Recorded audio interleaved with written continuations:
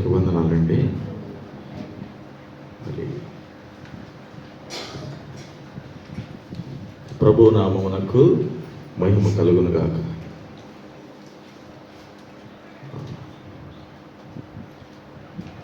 మరి మొదటి సమూయేలు రాసిన పత్రిక గ్రంథము 2వ అధ్యాయం ఒకసారి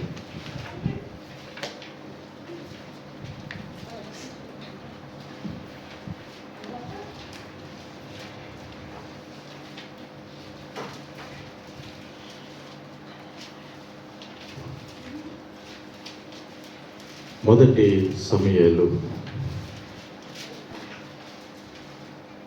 గ్రంథము 2వ అధ్యాయము 30వ వచనం.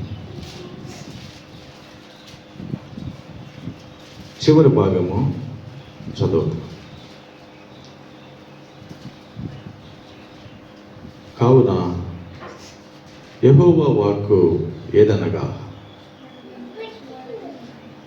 నన్ను గణపరచు వారిని నేను గణపరచుదును,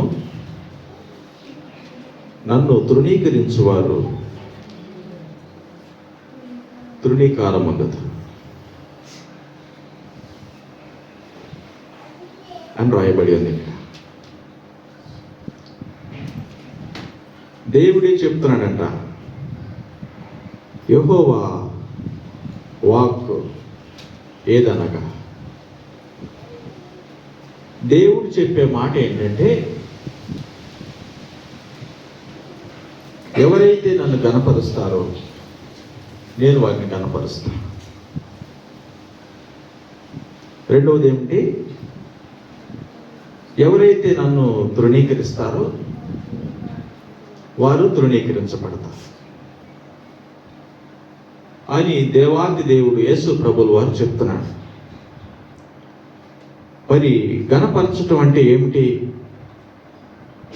సరిగా అర్థం కాక అందరు అనుకుంటారు, గణపరచడం అంటే పాటలు పాడటం, వాక్యం చెప్పటం, చర్చిలో పనిచేయటం, మనకు ఘనత రావటం కోసం చేస్తాం, మన అవసరాలు తీర్చుకోవటం కోసం చేస్తాం.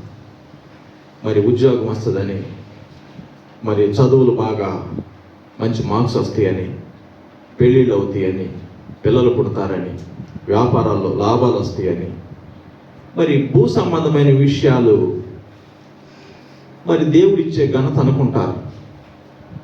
అక్కడదే రాయబడి ఉందా? మరి అక్కడ రాయబడింది ఏంటంటే, సందర్భం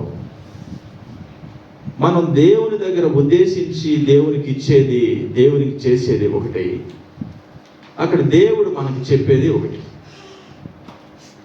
దేవుడు చెప్పేది ఏంటంటే, అక్కడ ఒక సందర్భం ఉంది. ఆ సందర్భంలో ఒక పాస్టర్ గారు ఉన్నారు. పాస్టర్ గారి పేరు ఏలి. ఆయనకి కుమారులు ఉన్నారు, పిల్లలు ఉన్నారు. వారు ఏం చేస్తున్నారంటే, పాస్టర్ గారికి ఒక పని అప్పగించాడు దేవుడు. దేవుడు అంటే ఆకాశంలో ఉంటాడు, పైన ఉంటాడు, ఉన్నతుడు. మానవులు కింద ఉంటారు. ఈ మానవుల్లో ఉన్నటువంటి ఒక మానవుడికి ఓ పని అప్పగించాడు. అరే ఏలి, ఈ విధంగా జరిగించు అని ఒక పని అప్పగించాడు. నీకు, నీ కుటుంబమునకు, నీ సంతానమునకు తరతరాలుగా నీవు నా సన్నిధిలో పనిచేయి, దేవునికి మానవులకి మధ్యవర్తిగా వ్యవహరించు, దేవుడికి కావలసినవి మానవుల తరపున ఈ పని జరిగించు అని నియమించాడు ఒక వ్యక్తిని. ఆయన పాస్టర్ గారు ఏలి. ఆయన అప్పుడు ఏం జరిగిందంటే, మానవులు వస్తారు, వారి పాప క్షమాపణ నిమిత్తం, పాప పరిహారం నిమిత్తం మానవులు వస్తారు దేవుడిని సంధించడానికి. దేవునికి మానవులకి అనుసంధానం ఒక వ్యక్తి ఉన్నాడు పాత నిబంధన కాలంలో. ఇప్పుడు నేరుగా నీవైనా నేనైనా దేవునికి ప్రార్థించవచ్చు, దేవునితో మాట్లాడవచ్చు. దేవుడు ముఖాముఖిగా మనతో మాట్లాడతాడు ఇప్పుడు కృపాకాలంలో. అప్పుడు ఆ సందర్భం లేదు. పాత నిబంధన కాలంలో యేసు ప్రభువుల వారు భూమి మీద పుట్టక మునుపు ఒక మనిషి దేవుడిని సమీపించాలంటే, ఒక మనిషి దేవునితో సంప్రదించాలంటే ఒక మనిషి దేవునితో సంభాషించాలంటే మధ్యవర్తి ఒకళ్ళు ఉంటారు. ఆయనే యాజకుడు, ఆయనే పాస్టర్ గారు. ఆ పాస్టర్ గారు ఇక్కడ ఉన్నాడు, ఆయన పేరు ఏలి. ఆ ఏలి గారు, ఆయనకి 2 కుమారులు ఉన్నారు.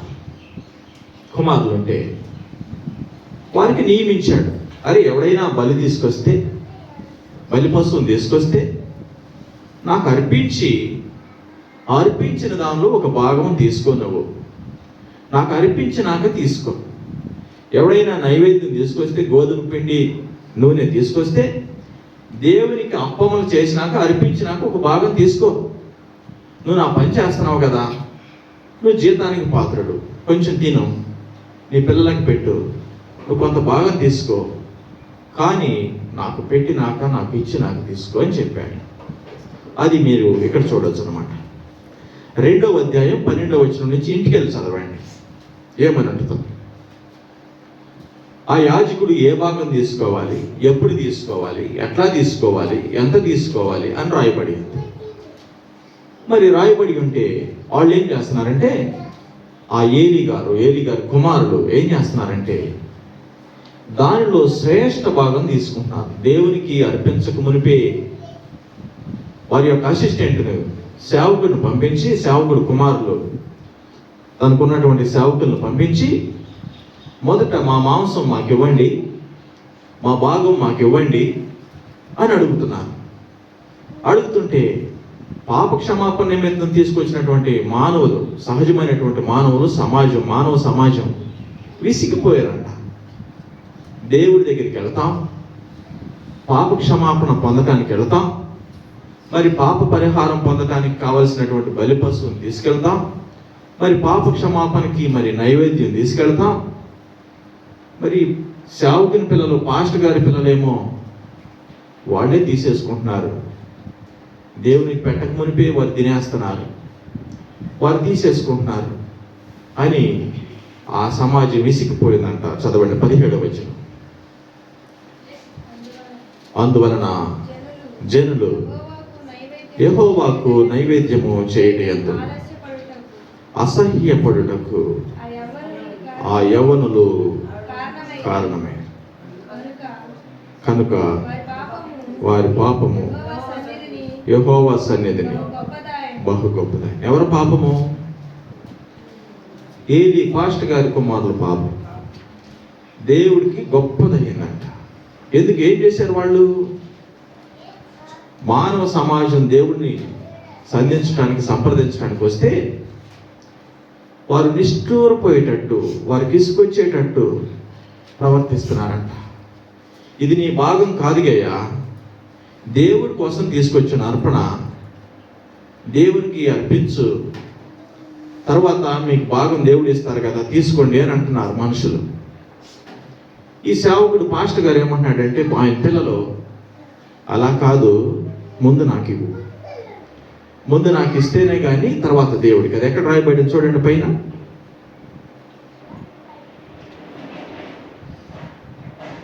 పదిహేనవ వచనం.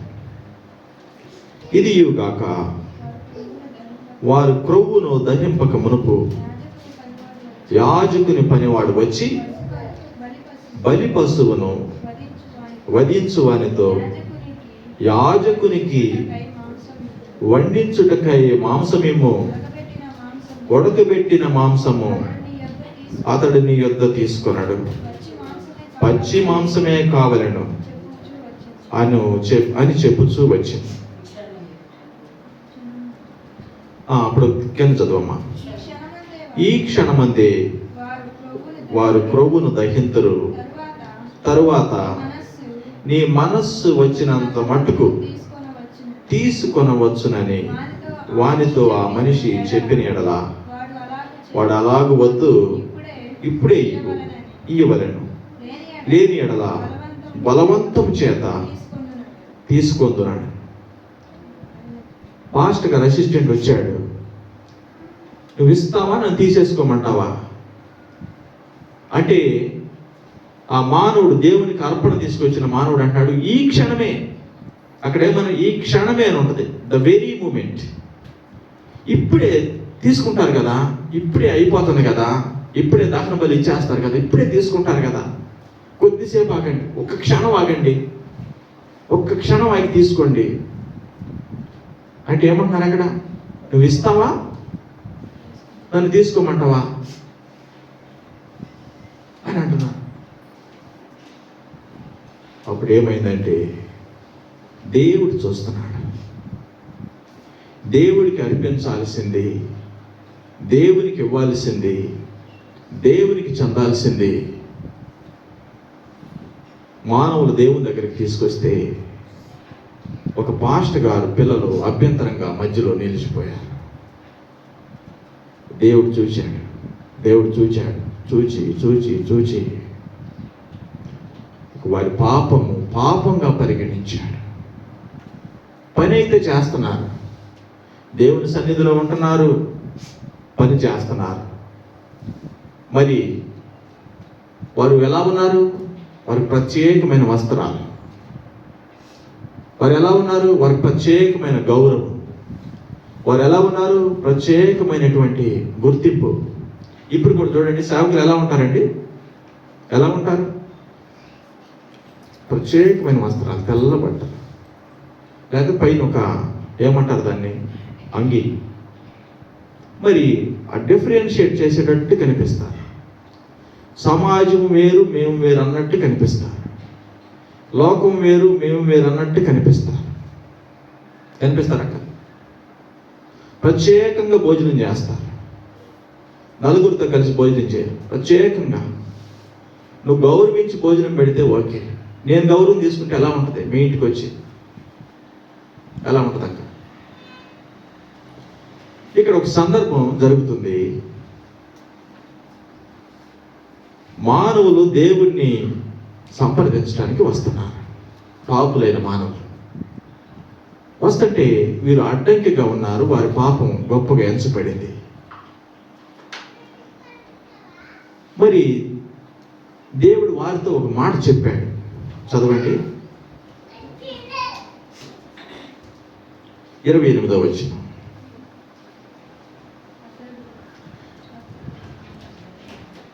చెప్పమ్మా.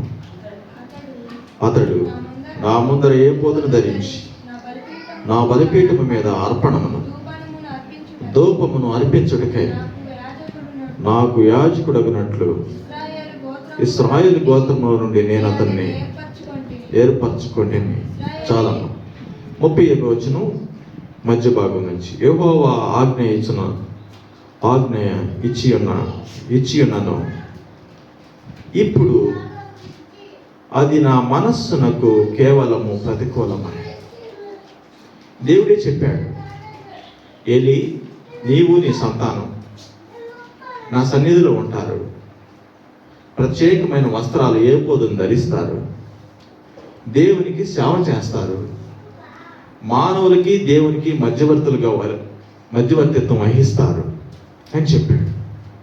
30లో ఏం చెప్తున్నాడంటే, అదే మాట చెప్పిన దేవుడు 30లో ఏమని చెప్తున్నాడు? యెహోవా ఆజ్ఞ ఇచ్చి ఉన్నాను, నువ్వు నా పని చేయని చెప్పాడు. నీకు ప్రత్యేక వస్త్రాలు, ప్రత్యేక గుర్తింపు, ప్రత్యేక మర్యాద, ప్రత్యేక ఆహారం అని చెప్పాడు. ఆజ్ఞ ఇచ్చాడు. అయినా కానీ ఏమనుంది? ఇచ్చి ఉన్నాను. ఎప్పుడు పాపం జరిగించినప్పుడు అది నా మనస్సునకు కేవలము ప్రతికూలమాయ. దేవుని మాటే దేవుడు మీరేడండి. అక్కడ మేలు చేస్తానన్న దేవుడే మేలు చేయటం మానేశాడంట. మరి ఆశీర్వదిస్తానని, ఆహారం పెడతానని, గుర్తింపిస్తానని, వస్త్రాలు ఇస్తానని చెప్పిన దేవుడే వెనక్కి తిరిగేశాడంట. ప్రతికూలం వైపు, అనుకూలంగా లేడు దేవుడు, ప్రతికూలమై దేవుని మాటకు దేవుడే ప్రతికూలంగా స్పందిస్తున్నాడు. ఒక సందర్భంలో అట్లా జరిగింది. ప్రతికూలమయ్యి అప్పుడు చెప్తున్నాడు ఆ మాట. ఏమని?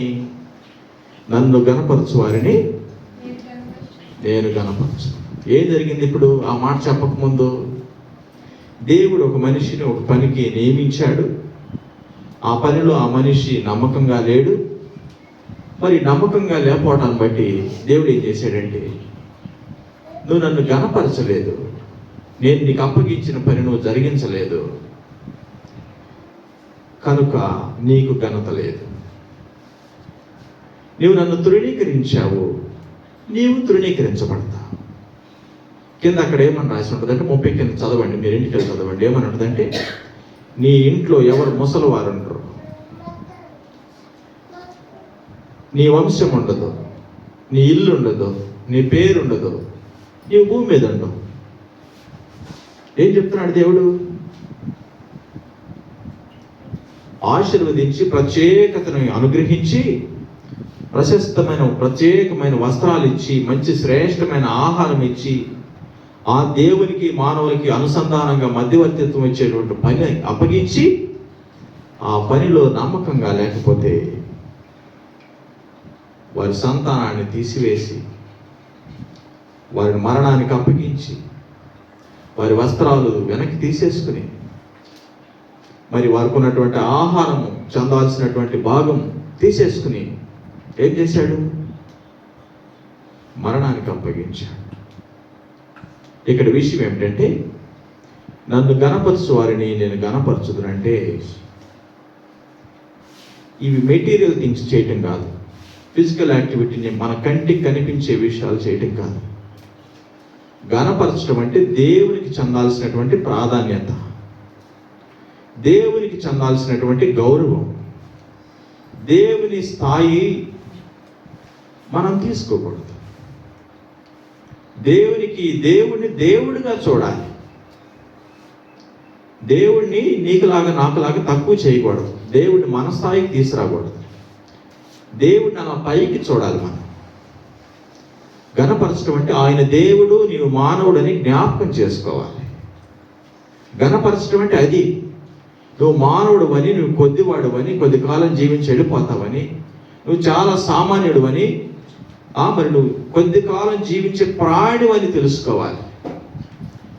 మానవులు ఏం చేస్తారంటే వారికి ఉన్నటువంటి తెలివితేటలను బట్టి, వారికి ఉన్నటువంటి మేధస్సును బట్టి, వారికి ఉన్నటువంటి అర్హతలను బట్టి, వారికి ఉన్నటువంటి ఆస్తులను బట్టి, లేకపోతే వారికి కలిగిన ఏదైనా వాటిని బట్టి ఏం చేస్తారంటే దేవుడిని లెక్క చేయనట్టు జీవిస్తారు. దేవుడంటే ఏముందలే అన్నట్టు జీవిస్తారు. దేవుడి వాక్యం ఏమని రాస్తుంది? నాకు రావాల్సిన మహిమను నేను ఎవరికి చెందలేము. ఆయన దేవుడంటే, ఆయన అధికుడంటే, ఆయన ఆరాధనకి పాత్రుడంటే ఆ ఆరాధన, ఆ దేవుని స్థానాన్ని ఎవరికి ఇవ్వడు? మానవులకి ఇవ్వడు. మరి ఘనపరచడం అంటే ఆ పదానికి అర్థం ఏమిటంటే, ఏదైనా ఒక వ్యక్తిని, ఒక సందర్భాన్ని, ఒక అచీవ్మెంట్ని ప్రశంసించడాన్ని ఘనపరచడం అంటారు. ఆరాధన అంటే ఒకే ఒక్కరికి చెందింది. ఏమిటంటే దేవాతి దేవుడికి మాత్రమే చేసేటువంటి దాన్ని ఆరాధన అంటారు. దేవుడిని గొప్ప చేసేదాన్ని, దేవుడిని మరి తలంచేదాన్ని, గొప్పగా తలంచేదాన్ని, దేవుడికి ఇచ్చేటువంటి స్థాయిని ఇంకెవరికైనా ఇస్తారా? అందుకే ఇంట్లో పటాలు కూడా ఏం చేస్తారు? తలకి పైగా పెడతారు గోడకి కదా. మనకంటే హెచ్చైన వాడు అని ఆ పటానికి లైటింగ్ వేస్తాం. ఎందుకు? అది ఆయనకే చెందాలి, అది వేరే వారికి చెందటానికి లేదు. ఎక్కడైనా దేవుడిని ఎక్కడ పెడతారు? పైన పెడతారు. ఎందుకు? ఆయన అధికుడు. మరి ఇక్కడేమో ఘనపరచడం అంటే సహజంగా ఏదైనా ఒక మనిషి ఏదైనా సాధిస్తే, మంచి ఉద్యోగం వస్తే సంతోషంగా చెప్తారు, లేకపోతే ఏదైనా మంచి మార్క్స్ వస్తే మరి ప్రశంసిస్తారు. దాన్ని ఘనపరచడం అంటారు. మరి దేవుడికి ఘనత కూడా లేదంట. ఘనత ఏమో మానవులకు చెందింది, మానవ సమాజంలో జరుగుతుంది. నీకు, నాకు, మనకి ఎవరికైనా సమాజంలో ఏదైనా ఒక అచీవ్మెంట్స్ జరిగితే, ఏదైనా సాధిస్తే, ఏదైనా ఒక మంచి పని చేస్తే ప్రశంసిస్తారు. దాన్ని ఘనత అంటారు. దేవుడికి మాత్రమే చెందేదాన్ని ఆరాధన అంటారు, వర్షిప్ అంటారు. మరి ఇక్కడ దేవుడు పని జరిగించాల్సినటువంటి దేవుని సేవకులు, ఆయన పిల్లలు, దేవుడు ఎవరో తెలిసినటువంటి, దేవుడి చేత నియమింపబడినటువంటి సమాజం, కుటుంబం, దేవుడికి ఆరాధన కాదు కదా, కనీసం ఘనత కూడా ఇవ్వట్లేదంట. కనీస గుర్తింపు కూడా లేదంట, కనీస గౌరవం కూడా లేదంట. ఘనత అంటే కనీసం ఒక మానవులకి చెందాల్సినటువంటి గౌరవం, మానవ స్థాయిలో పొందాల్సినటువంటి మరి ప్రశంస, ఒక మానవుడికి చెందాల్సినటువంటి ఆ స్థాయి గౌరవమే దేవుడికి ఇవ్వకపోతే అక్కడ ఏమనుంది? నన్ను గణపరచు వారిని నేను గణపరుస్తాను. కేవలం మనుషులకు ఇచ్చిన మర్యాద అయినా నువ్వు నాకు ఇస్తే నేను నీకు మర్యాద ఇస్తాను. నువ్వు దేవుడిగా నన్ను ఆరాధించడం కాదు, కానీ ఒక మనిషిని ప్రశంసించిన విధంగా, ఒక మనిషిని మెప్పించిన విధంగా, ఒక మనిషికి నువ్వు గౌరవించిన విధంగా నన్నన్నా గౌరవిస్తే నేను నిన్ను కనపరుస్తాను. నువ్వు దేవుడిగా నన్ను గౌరవించడం కాదు, దేవుడిగా నన్ను ఆరాధించడం కాదు, దేవుడిగా నన్ను గొప్ప చేయడం కాదు, కనీస మర్యాద కూడా లేదా అని అర్థం. అక్కడ దేవుడు ఏం చెప్తున్నాడు? నన్ను గణపరచు వారిని నేను గణపరుస్తాను. మానవులను ప్రశంసించుకుని మరి పొగడతలతో ముంచెత్తినట్టు అయినా చాలు నాకు అని ఆశిస్తున్నాడు. దేవుడు ఏ స్థాయికి దిగజారేటాడు చూడండి. ఒక పాపి అయిన మానవుడు దేవుడిని ఎలా చూస్తున్నాడు, మళ్ళీ దానికి ప్రతిగా ఏమిస్తున్నాడు, ఇది అర్థం కాక మనం ఏం చేస్తామంటే, ఏం చేస్తాం? అందరికి చెప్తారు, నన్ను గణపరచు వారిని నేను గణపరుస్తానని రాసింది బాబు. చర్చిలో సాపలై, చర్చి శుభ్రంగా తుడువు, మొత్తం పనులు చేయి, దేవుడు నేను గణపరుస్తాను అని చాలామంది సాక్ష్యం చెప్తా ఉంటారు. నమ్మకస్తులను దేవుడు ఆశీర్వదిస్తాడు. దేవుడు చూసేది ఏంటి? అక్కడ వారు అక్కడ దేవుడి సన్నిధిలో పని చేయట్లేదా? పని చేస్తున్నారు, పని జరిగిస్తున్నారు, వారు చేయాల్సింది చేస్తున్నారు, కానీ వారి అంతరంగంలో దేవునికి ప్రాధాన్యత లేదు. వారి అంతరంగంలో లేదు.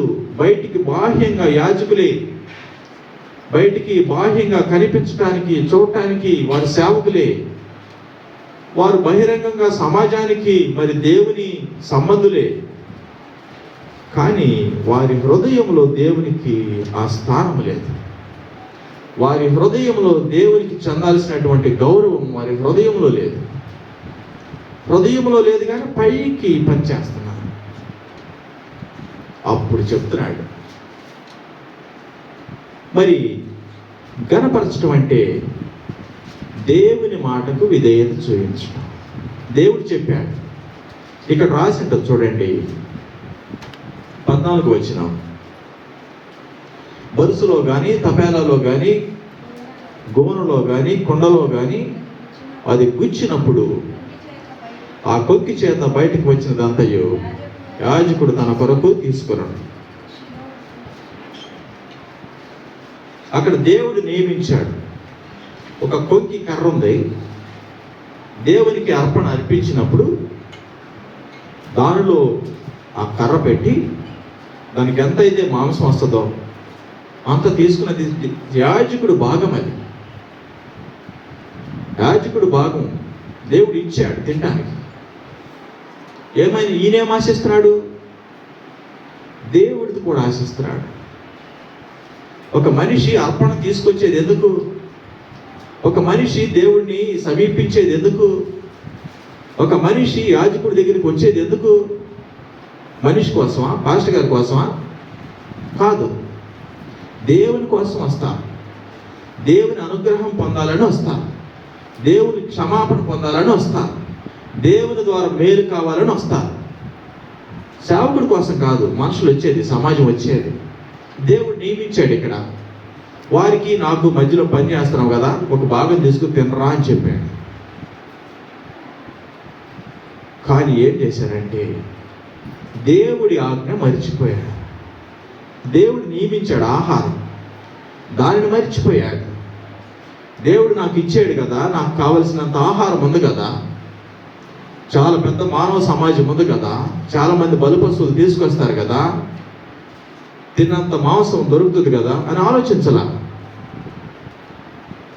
వారి హృదయంలో దేవునికి స్థానం లేదు,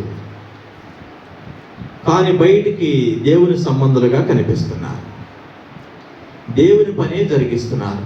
వారి హృదయంలో దేవునికి ప్రాధాన్యత లేదు, దేవునికి పెద్ద స్థానం లేదు వారి హృదయంలో. అప్పుడు దేవుడు ఏం చేశాడంటే వారిని బయటికి నెట్టి వేశాడు. వారి ఒంటి మీద ఉన్నటువంటి వస్త్రాలు లాగేసుకున్నాడు. వారి తినేటువంటి వారి నోట్లో ఆహారం బయటికి తీసేశాడు. వారి దేహం పురుగులమయమైపోయింది. వారింట్లో ఇక ముసలి వారు ఎవరూ లేరు. ఇక చెప్పడానికి ఆ వంశం లేదు, ఇక చెప్పడానికి ఆ ఇంటి పేరే లేదు, చెప్పడానికి ఆ గోత్రమే లేదు, చెప్పడానికి ఇక నక్షత్రాలే లేవు. ఎందుకు? మేలు చేస్తానన్న దేవుడే, ఆహారం ఇచ్చిన దేవుడే, వస్త్రాలు ఇచ్చిన దేవుడే, మరి అధికారం ఇచ్చిన దేవుడే, గుర్తింపు ఇచ్చిన దేవుడే మరలా వెనక్కి తీసేసుకున్నాడు. నేను నీతో ఇచ్చిన మాట నాకు ప్రతికూలమాయను. ఎందుకు ప్రతికూలమైంది? ఎందుకు ప్రతికూలమైంది? దేవుడు చెప్పింది చేయట్లేదా? దేవుడు చెప్పింది చేస్తా కూడా దేవునికి విరోధంగా అయిపోయారు. ఎందుకంటే వారి హృదయంలో దేవుడికి స్థానం లేదు. వారి హృదయంలో దేవుడికి స్థానం లేదు. ఒక సేవకుడైనంత మాత్రాన, లేకపోతే నువ్వు ఏదో 30 సంవత్సరాల నుంచి దేవుడిని నమ్ముకున్నంత మాత్రాన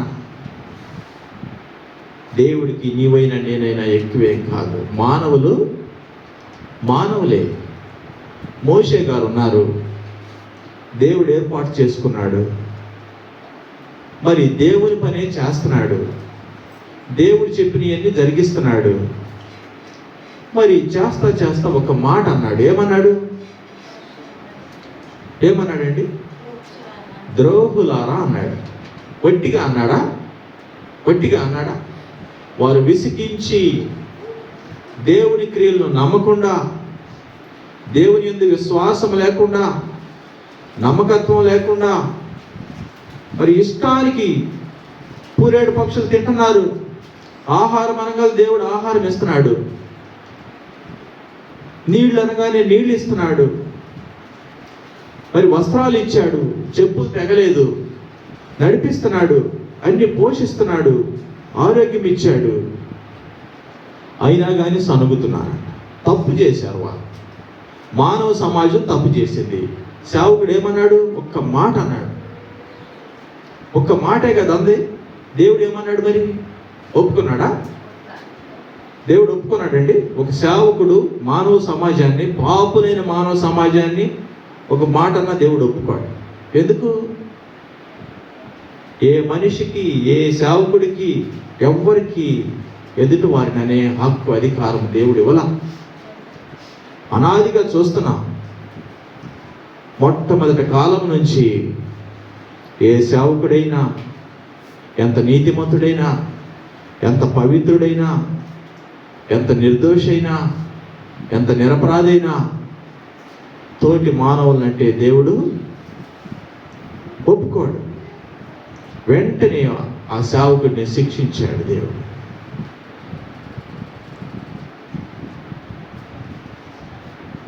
దేవుడు ఏం చేస్తాడంటే మానవుల్ని మానవులుగా చూస్తున్నాడు. దేవుడు మన మీద అధికుడు. ఒక సేవకుడు అంటే, ఉపదేశించేవాడంటే, మరి పై విచారణకర్త అంటే దాని అర్థం ఏమిటంటే, స్కూల్లో అసెంబ్లీ జరుగుతుంది. ప్రతి స్కూల్లో మార్నింగ్ అసెంబ్లీ జరిగేటప్పుడు ఎస్పీఎల్ ఉంటాడమ్మా. ఏం చేస్తాడు?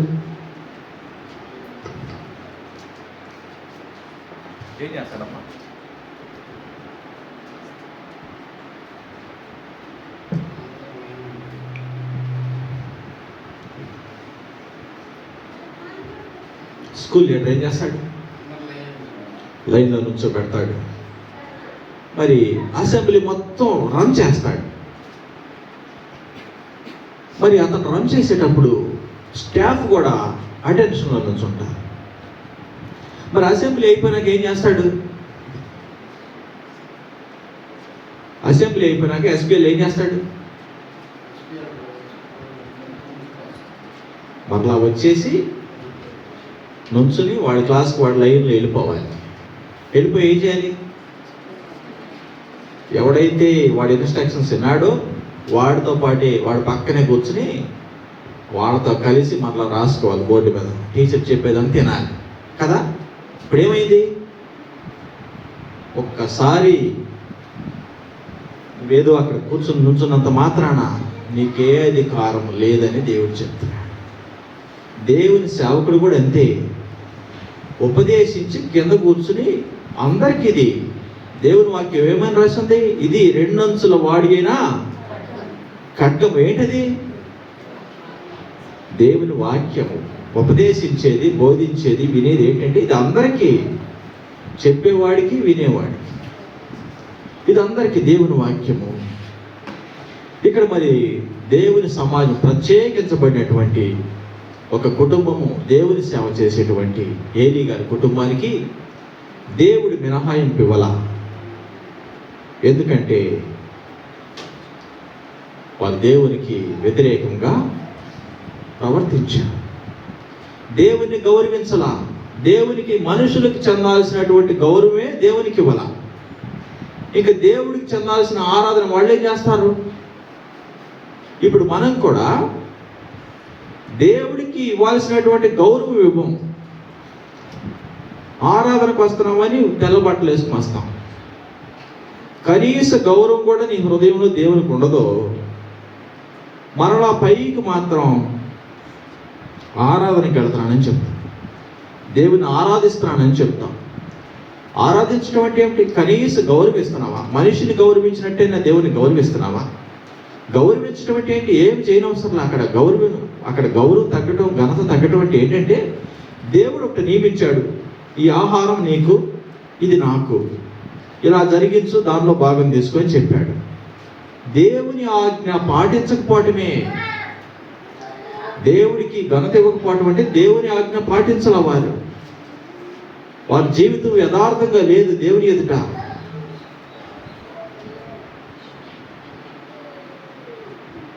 అప్పుడు అన్నాడు దేవుడు, నువ్వు నన్ను ఏమైనా గౌరవిస్తావా? నన్ను ఏమైనా గౌరవిస్తావా? గణపరుస్తావా అంటున్నాడు. అక్కడ నువ్వు ఆరాధన చేస్తావా లేకపోతే గణపరుస్తావా? ఒక మనిషికి ఇవ్వాల్సినటువంటి గౌరవమే నువ్వు దేవునికి ఇవ్వవు. ఇక మరి నువ్వు ఆరాధన ఏం చేస్తావు? ఆరాధన అంటే దానికంటే పెద్ద పదం. అది కేవలం దేవునికి మాత్రమే చెందాల్సినటువంటి గౌరవం. నువ్వు కనీస మర్యాద దేవునికి ఇవ్వవు, కనీస గౌరవమే దేవునికి ఇవ్వవు. ఇంక నువ్వు ఆరాధన ఏం చేస్తావు? అసలు నీకు వ్యత్యాసం తెలుసా? గణపరచడం అంటే ఏంటి, మర్యాద అంటే ఏంటి, ఆరాధన అంటే ఏంటి, వ్యత్యాసం తెలుసా అని దేవుడు అంటున్నాడు. అక్కడ నన్ను గౌరవిస్తావా? నన్ను గణపరుస్తావా? ఒకవేళ నువ్వు గౌరవిస్తే, ఒకవేళ నీ హృదయంలో దేవుని స్థానం ఉంటే, ఒకవేళ నువ్వు దేవుణ్ణి దేవునిగా చూస్తే, ఒకవేళ నిన్ను నీవు తగ్గించుకుంటే, దేవుడు ఏం చేస్తానన్నాడంట? నీ రుణం దేవుడు ఉంచుకోడు. వెంటనే అది నీకు రిఫ్లెక్ట్ అయింది. నువ్వు ఇచ్చినటువంటి గౌరవం, నువ్వు ఇచ్చినటువంటి ఘనత, దేవునికి నీ హృదయంలో నువ్వు ఎంత స్థానం ఇచ్చావో, దేవునికి నీ హృదయంలో నువ్వు ఎంత మర్యాద చేశావో, ఆ మర్యాద నీకు సమాజంలో ఇస్తా. నువ్వు భూమి మీద బ్రతికున్నప్పుడే, నువ్వు ఈ లోకంలో జీవిస్తా ఉన్నప్పుడే నీకు ఆ మర్యాద మళ్ళీ వెనక్కి వచ్చేస్తా, నేను ఇస్తా అంటున్నాడు. అది దాని అర్థం. నన్ను గణపరచు వారిని నేను గణపరచుతున్నాను అంటే, దేవునికి మర్యాద చేస్తే దేవుడు నీకు మర్యాద చేస్తాడు. ఒకవేళ దేవుడు నీకు లెక్క లేదనుకో, ఒకవేళ దేవుడు నీకు అవసరం లేదన్నట్టు ప్రవర్తిస్తున్నాం అనుకో, ఏమన్నది కింద చూడండి, నన్ను తృణీకరించువారు తృణీకారం అన్నది. తృణీకారం అంటే ఏలీ కుమారులు ఏం చేశారు? ఏలీ కుమారులు ఏం చేశారు? యేసు ప్రభు దేవుడు కాదని చెప్పారా? ఏం చేశారు వారు? దేవుడికి ఏమైనా విరోధంగా మాట్లాడారా?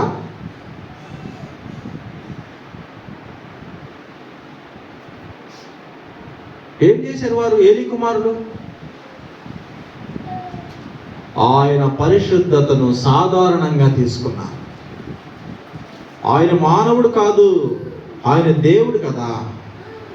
దేవుడిని దేవుడుగా గౌరవించలా, దేవుడు చెప్పినటువంటి న్యాయ విధిని యథావిధిగా జరిగించలా, సాధారణంగా తీసుకున్నారు. ఏముందులే, మన దేవుడే కదా, రోజు జరిగించేదే కదా, రోజు చేసేదే కదా అని దేవుని విషయాలు, దేవునికి సంబంధించినటువంటి పనులు సాధారణంగా తీసుకున్నారు.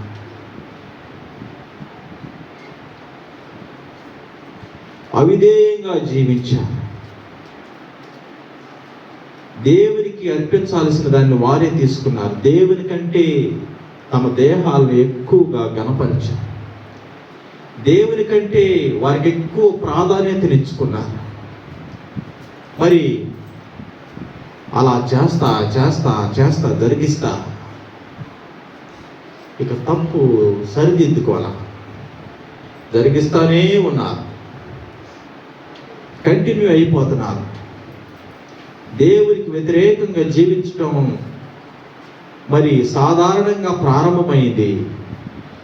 ఆ సాధారణంగా దేవునికి విరోధంగా జీవించడం ప్రారంభమయ్యి అలవాటుగా మారింది.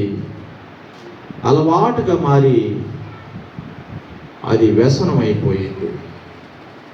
వ్యసనమైపోయి ఇక అదే జరిగిస్తున్నారు. అది జరిగిస్తుంటే దేవుడు చూసి మీ పాపము ఘోరమైపోయింది, మిమ్మల్ని సంహరిస్తా అన్నాడు. ఏమర్థమైంది? దీన్ని బట్టి ఏమర్థమైంది? క్రైస్తవులుగా, దేవుణ్ణి అంగీకరించిన మనుషులుగా, దేవుణ్ణి అంగీకరించిన సంఘ సమాజముగా మనం సమాజానికి కనిపించవచ్చు, మనం చూయించుకోవచ్చు. నేను దేవుడిని అంగీకరించాము, యేసు ప్రభు మా దేవుడు, మాకు రక్షణ ఇచ్చాడు, మాకు బాప్తీసం తీసుకున్నాం, మరి వాక్య ప్రకారం జీవిస్తున్నాం అని మనం బయటికి కనిపించేటట్లు బ్రతకొచ్చు. అట్లా కనిపించే బ్రతుకులో కూడా ఏదైనా అంతరంగం అవిధేయత ఉంటే దేవుడికి కనిపిస్తుంది. మన జీవితంలో ఏదైనా బయటికి బాగానే తెల్లగా కనిపించవచ్చు, సమాజం మెచ్చే విధంగా మెప్పుగా మనం బ్రతకొచ్చు. కానీ దేవుడు అంతరంగం చూస్తున్నాడు. వారి అంతరంగం చూస్తున్నారు. అంతరంగం చూసి ఏం చేశాడు? ఏమొచ్చింది వారికి? మేలు వచ్చిందా? నష్టం వచ్చిందా? నష్టమైందా? నష్టమైంది. ఎవరికయింది? దేవుడు ఆశీర్వదించిన జనమే, దేవుడు ఏర్పరచుకున్న మనుషులే, దేవుడు వస్త్రాలు ఇచ్చిన మనుషులే, దేవుడు ఘనత ఇచ్చిన మనుషులే, దేవుడు ఆహారం ఇచ్చిన మనుషులే, దేవుడితో కలిసి బ్రతుకుతున్న మనుషులే, దేవుని సేవ చేస్తున్న మనుషులే. వారికే నష్టం వచ్చింది. దేవుడికి ఏ పక్షపాతం ఉండదు. నేనైనా, నీవైనా, ఎవరైనా మనుషులు, మన మనుషులు కదా, దేవుని పక్షపాతం ఉండదు. వెంటనే తీర్పు వచ్చింది, సంహరించాడు, వారిని పిల్లలను చంపేశాడు. దేవుడు ఏం ఆశిస్తాడంటే విరిగి నలిగిన మనస్సు యెహోవాకు ఇంపైన బలి. కీర్తనలో 51:17 రాయబడి ఉంటుంది. నువ్వేదో అర్పణలో దేవునికి తీసుకురావటం కాదు, నువ్వేదో వస్తువులు దేవునికి ఇవ్వటం కాదు, నువ్వేదో ఇక్కడ ఏదో జరిగించడం అంతకంటే కాదు. నీ మనస్సు విరగాలి, మన మనస్సు నలగాలి. విరగటం అంటే ఏంటి? నలగటం అంటే ఏంటి? మనసు అంట విరగాలంట, నలగాలంట, విరిగి నలిగిపోవాలంట. అప్పుడంట పాత నిబంధన కాలంలో మానవులు దేవునికి బలిచ్చినప్పుడు ఏం చేసేవాడు దేవుడు? ఏం చేసేవాడు? బలిచ్చినప్పుడు దేవునికి ఇంపైన సువాసనగా ఉంటే ఆయన ఆగ్రహించేవాడంట, తీసుకుంటాడంట. ఒక మనిషి పాప పరిహారం చేస్తే, బలి అర్పిస్తే దేవునికి మంచి స్వీట్ స్మెల్లింగ్గా ఉంటుందంట. మరి ఇప్పుడు బలులు లేవు, అర్పణలు లేవు, నైవేద్యాలు లేవు. మరి ఏమున్నాయి? నీ హృదయమే పగిలిపోతే, నీ హృదయం ముక్కలయ్యి విరిగిపోతే, ఆ హృదయము దేవునికి ఏంటది? ఇంపైన సువాసన. మన హృదయంలోనేమో కాని విషయాలన్నీ పెట్టుకుంటాం, మన హృదయంలో కాని విషయాలన్నీ దాచుకుంటాం, రహస్యాలన్నీ లోపల పెట్టుకుంటాం, బయటికి మాత్రం తెల్లబట్టలేస్తాం, బయటికి మాత్రం చక్కగా బైబిల్ పట్టుకుంటాం, అంతరంగం అంతా విధేయతే. మరి దేవుడు ఏం చేస్తున్నాడు? బైబిల్ పట్టుకున్నందుకు బహుమానమా? అంతరంగాన్ని శుద్ధి చేసుకున్నందుకు బహుమానమా? విరిగి నలిగిన మనస్సు యెహోవాకు ఇంపైన బలి. నువ్వేం అర్పించాల్సిన పని లేదు దేవునికి. ప్రత్యేకంగా నువ్వేం దేవునికి ఇవ్వాల్సిన పని లేదు. దేవుడే మన కోసం చేశాడు, జరిగించాడు. నువ్వేం చేయాలంటే నీ అంతరంగం మొత్తం దేవునికి చెబితే చాలు. ఆ యథార్థ గాథ ఇదే ప్రభువా అని నీ హృదయం ఇప్పి దేవుని వైపు చూస్తే చాలు. నేను మానవుడిని ప్రభు, నేను బలహీనుడను, నేను నశించిపోయే జంతువులను పోలి ఉన్నాను, నా హృదయము కపటము, మోసము, అవిధేయత, అపవిత్రతతో నిండిపోయింది, నేను ఎంత మాత్రం మంచివాడిని కాదు ప్రభు, నేను దేవుడు చెప్పినట్టు జీవించడానికి ప్రయత్నం చేస్తున్నాను ప్రభు, నన్ను అంగీకరించు ప్రభు, నువ్వు నా దేవుడు కదా అని తల వంచి ఒక్క మాట హృదయంలో నువ్వు ధ్యానించి ఒక్క మాట అంటే చాలు. అది దేవునికి బలి, అది దేవునికి అర్పణ, అది దేవునికి గౌరవం. అలా కాకుండా అంతరంగం అంతా అలానే ఉంచుకొని, నీ హృదయం అంతా కాని విషయాలు పెట్టుకొని, మరి పైకి మనం ఆరాధన చేస్తే అది దేవుడు మెచ్చుతాడా? అది దేవుని చేరుతుందా? దేవుని ఏం చేరతాయి? కొర్నేలి గారు ప్రార్థన చేస్తున్నాడు. దేవుడు ఏమని చెప్పాడు? ఏమి చెప్పాడండి? ఏమని చెప్పాడు? కొర్నేలి, నీ ధర్మకార్యాలు, నీ ప్రార్థనలు జ్ఞాపకార్థంగా దేవుడి దగ్గరికి చేయండి. నువ్వు చేసే ప్రార్థన, నువ్వు చేసే ఆరాధన దేవుని దగ్గరికి వెళ్ళి నుంచుంటాయి అంట. ఫలానా వ్యక్తి దగ్గర నుంచి వచ్చాను. అప్పుడు దేవుడు ఆగ్రహిస్తాడు. నేను కలుగు చేసిన అంజమ్మ గారు, నేను కలుగు చేసిన లక్ష్మి గారు నన్ను ఆరాధిస్తుంటే నేను ఆనందిస్తున్నానని దేవుడు ఆనందిస్తాడు. దేవుని సన్నిధికి వెళితే, ఈ భూమి మీద నుంచి స్వర్గానికి వెళితే, నీ మాటల్లో, నీ ఆరాధన, నీ అంతరంగం, నీ పశ్చాత్తాపం మొత్తం దేవుని దగ్గరికి వెళ్ళి నుంచుంటాయి. అప్పుడు దేవుడి దగ్గరికి వెళ్ళి నుంచుంటే దేవుడు వాటికి జవాబిస్తాడు. నన్ను గణపరిచావా?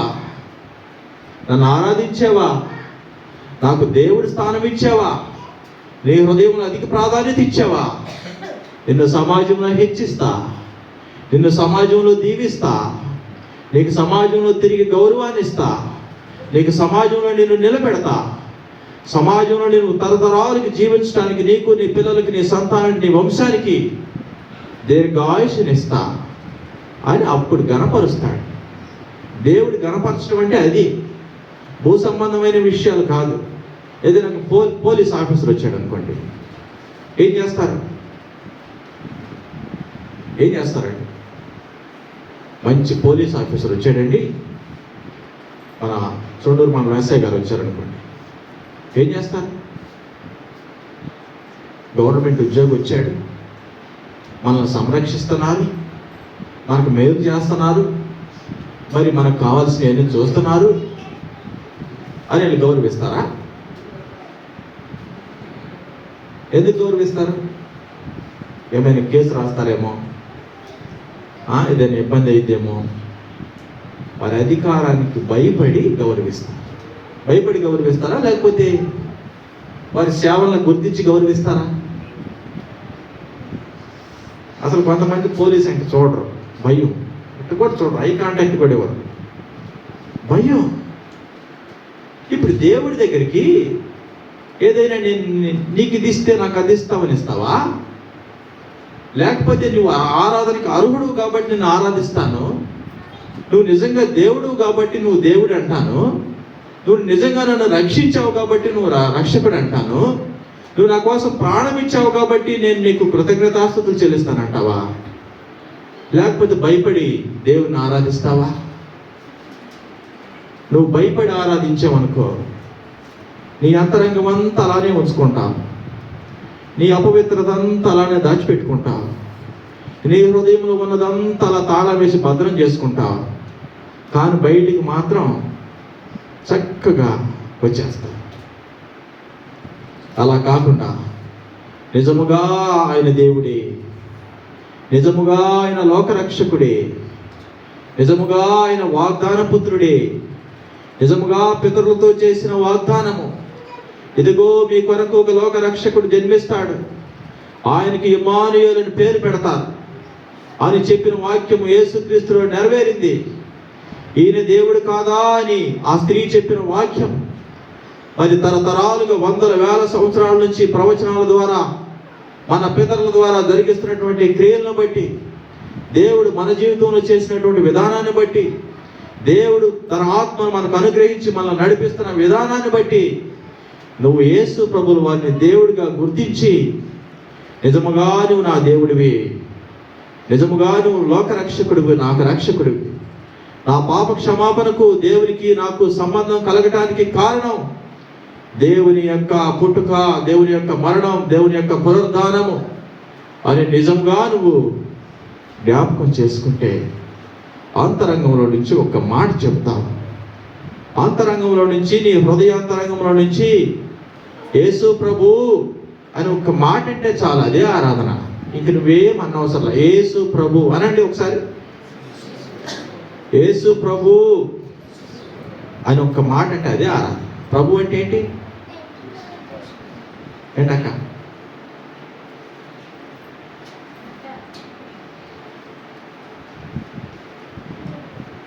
ప్రభు అంటే ఏంటి? ప్రభు అంటే దేవుడు. దేవుడు ఒక్కడే, దేవునికి నరులకు మధ్యవర్తి ఒక్కడే, ఆయన క్రీస్తు యేసు అని ఉన్నారట. ఆ విషయం నాకు అర్థమైపోయింది. యేసుని నేను దేవునికి ఒప్పుకుంటున్నానని అర్థం. యేసు ప్రభు అంటమే ఆరాధన. యేసు ప్రభు నన్ను రక్షించావు, నన్ను క్షమించావు, నన్ను దీవించావు, నేను ప్రతిగా నీకేమి చేయలేదు, కాకపోతే జ్ఞాపకం చేసుకున్నా. నువ్వు దేవుడు అని జ్ఞాపకం చేసుకుంటే అదే ఆరాధన. ఇంక నువ్వేం చేయనవసరంలా. కనీస మర్యాద, మనుషులకి ఇచ్చే మర్యాద కూడా దేవునికి ఇవ్వవా? దేవుడిని ఒక్కసారి, వారానికి ఒక్కసారి ఆదివారం కూడా జ్ఞాపకం చేసుకోవా? దేవుడు ఎవరో, దేవుడు ఏం చేశాడో, ఎందుకు దేవుడు, ఎందుకు ఆరాధన ఒక్కసారైనా జ్ఞాపకం చేసుకోవా? ఆ జ్ఞాపకం చేసుకోవటమే ఆరాధన. ఆ జ్ఞాపకం చేసుకుని నోటితో యేసు ప్రభు అంటమే ఆరాధన. మరి అటువంటి అవకాశం దేవుడు మనందరికీ ఇచ్చాడు. మనందరికీ మరి గ్రహింపునిచ్చాడు. యేసు ప్రభు దేవుడని, లోకరక్షకుడని, మన రక్షకుడని, మన పాపాలు క్షమించాడని, దేవునికి పక్షపాతం లేదని, దేవుడు యథార్థవంతుడని, న్యాయవంతుడని, మనుషులందరినీ ఆయన యొక్క దయాదాక్షిణ్యాలతో మనల్ని ప్రేమించి, రక్షించి, నడిపించి, ఆయన ఆత్మనిచ్చి ముందుకు తీసుకెళ్ళి అంతం వరకు నమ్మకంగా ఉండటానికి మనకు ఆయన సహాయం చేస్తున్నాడని నీ హృదయంలో ఒక్కసారి జ్ఞాపకం చేసుకుని, ఒక మాట దేవునికి చెందాల్సినటువంటి గౌరవం, దేవునికి చెందాల్సినటువంటి మర్యాద, దేవునికి చెందాల్సినటువంటి ఆరాధన అది యేసు ప్రభుల వారికి చెందునుగాక అని ఒక మాట మీరు చెప్పారంటే దేవుడు ఆనందిస్తాడు. అది ఈరోజు మనకి దేవుడు ఇచ్చినటువంటి అవకాశం. అటువంటి అవకాశాన్ని మనం అందరం సద్వినియోగం చేసుకుని దేవుడిని ఒక్క మాటతో ఆరాధన చేద్దాం. మరి బహిరంగంగా పైకి ఆరాధన చేయగలిగిన వారు చేయండి. ఎవరైనా చేయడం రాకపోతే, మరి అలవాటు లేకపోతే మీ మనసులోనైనా 2 మాటలు దేవుడిని జ్ఞాపకం చేసుకోండి. దేవుడు ఆనందిస్తాడు. అదే మనం ఆదివారం చేయాల్సినటువంటి పని. అటువంటి కృప దేవుడు మనకు అనుగ్రహించునుగాక. ఆరాధన చేద్దామండి.